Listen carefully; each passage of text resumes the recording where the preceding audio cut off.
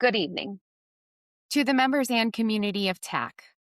Many of you have already heard directly from the board about the challenges that we face. If you're unaware, check the post before this from me. It outlines everything that's going on because we want to remain transparent with our community.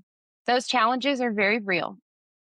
We are operating under strain, and the future of this organization cannot be sustained by a small number of people carrying the weight alone. But I want to say this plainly. I did not step into this role to oversee an ending. I stepped into it because I believe this organization is still worth fighting for. The mission still matters. The community still matters. What we have built together over the last more than a decade still has value. At the same time, belief alone isn't enough. We must become more sustainable, more focused, and more realistic about what we can responsibly maintain. That means some difficult decisions must be made in the months ahead, including restructuring parts of the organization so that the work can survive long term instead of burning out the people trying to carry it. Change is not failure. Adaptation is not abandonment.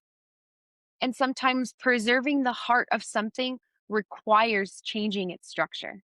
As incoming president, I want my priorities to be clear. My goals are to stabilize operations, rebuild our volunteer engagement, strengthen leadership accountability, protect the integrity of our mission, and create a sustainable path forward for future generations. I also want members to know this. Your voice matters during this process. This organization was never meant to belong to a handful of leaders. It belongs to the community, to me, to you, to all of us that believes in it enough to participate in building it. Over the coming months, I will be working closely with the board, volunteers, clergy, and community members to identify what is working, what is not, and where we go from here. Some conversations may be difficult. Some decisions may require compromise, but they will be approached with transparency, honesty, and respect for the people who helped build this organization.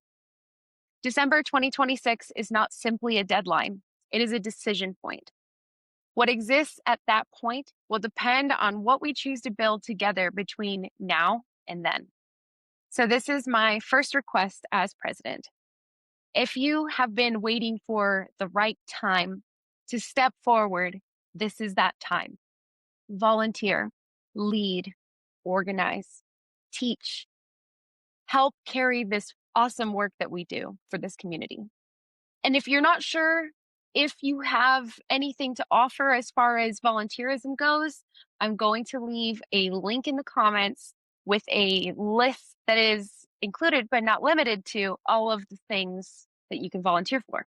And when I ask you to pick up this torch, it's not because the organization is owed survival, but because communities only survive when people choose to invest in them. I believe there's still a future here. Now we have to prove it together. Thank you.